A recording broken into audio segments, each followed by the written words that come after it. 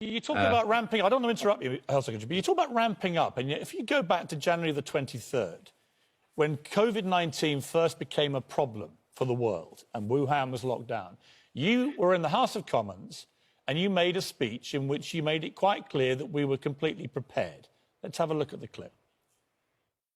The Chief Medical Officer has revised the risk to the UK population from very low to low, and has concluded that while there is an increased likelihood that cases may arise in this country, we are well prepared and well equipped to deal with them.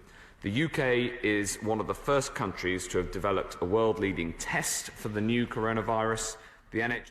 So this beggars the question. If we were so well prepared, particularly with testing, why is it that we are still behind the game on testing? Why is it we were so behind the game on PPE? Why is it that we had to go cap in hand, begging manufacturers to make ventilators? Why is it that actually, despite the fact that in 2016 we had a whole pandemic conference with all the government, all the health department people, in which we actually tested as a random exercise exactly what we're now going through, and it drew a number of conclusions, and then you as Health Secretary get up in the House of Commons in January as it begins to blow up and say we are completely prepared? Why is it that the reality is that we turned out to be so underprepared?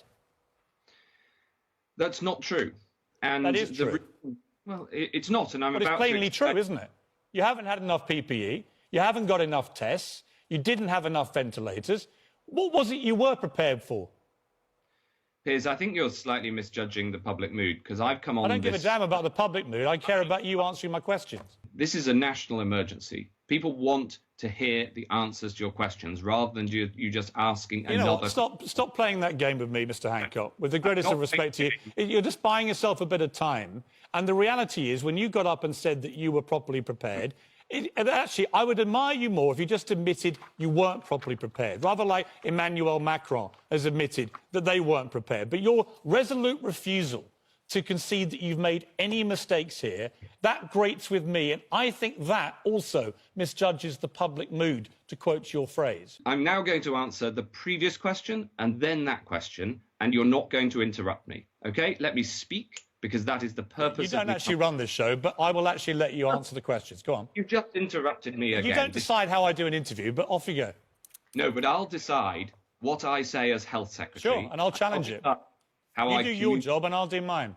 We took the judgments on the measures that we took at the right time, and the fact that we have successfully got to a peak and the NHS has been able to expand, so it's always been available. So it hasn't, unlike what we saw, for instance, in Italy and Lombardy with those terrible and very sad scenes right at the start of the European outbreak. I think that part has been... When you talk about success, Health Secretary, we now have the 5th highest death rate in the world. If you include the likely care home deaths, I think we move to 3rd in the world. You have a strange, different view of what success looks like to me. The care home explosion is happening. It is extremely dangerous for everyone that is there. Our death toll is rocketing by nearly 1,000 a day. We were warned yesterday by Chris Whitty to expect even bigger numbers as this week goes on. This hasn't been, by any definition, a success.